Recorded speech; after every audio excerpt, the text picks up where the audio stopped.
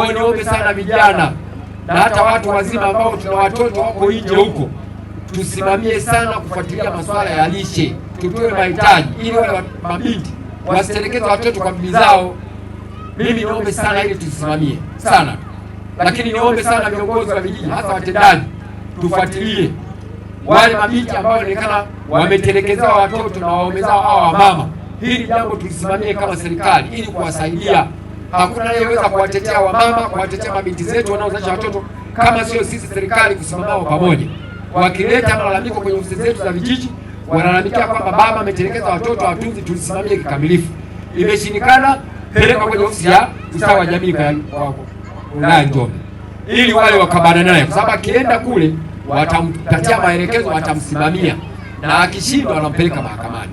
Tukipimwa katika mikoa yote ya Tanzania, mkoa wetu wa Njombe tunashika namba 2 kwa kuwa na kiwango kikubwa cha watoto waliodumaa, watoto wenye umri chini ya miaka 5.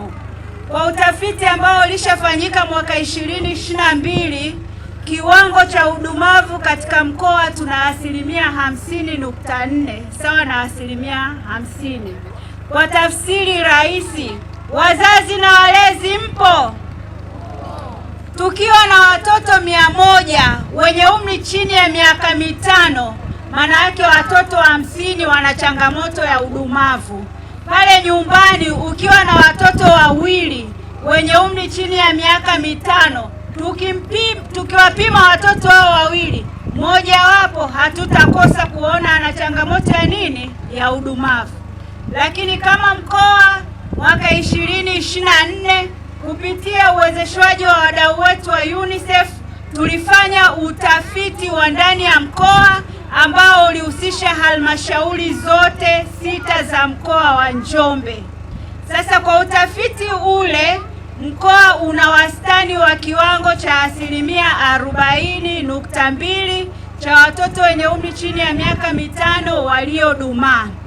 Katika halmashauri zetu zote 6, halmashauri inayoongoza ni Makete DC kwa 50%.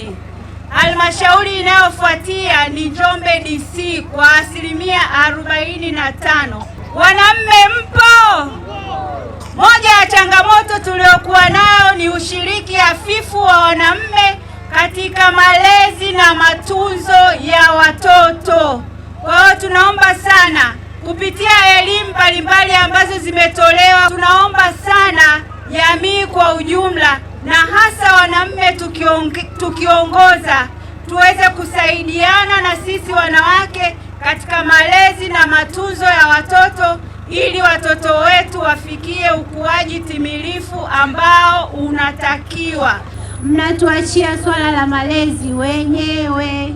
Kina mama anahangaika, anaenda kliniki, akija hakikishe pale nyumbani mazingira yamekaa sawa, hakikishe familia inaenda, wanaoenda shule wameenda. Lakini kina baba ndiyo tunaona mchango wenu, mnatusaidia kabisa katika kutafuta kipato cha familia.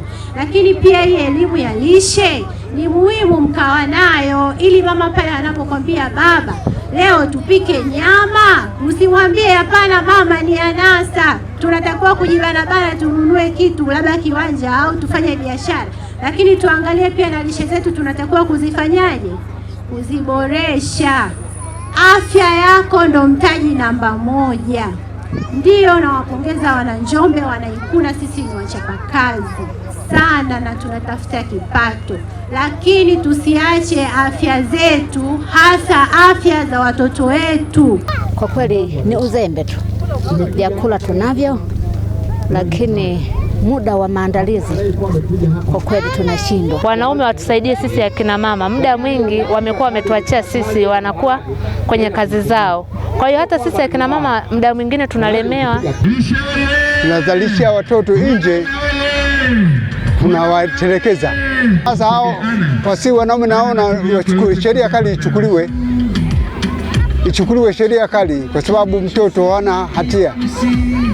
Mwenye makosa ni sisi wanaume.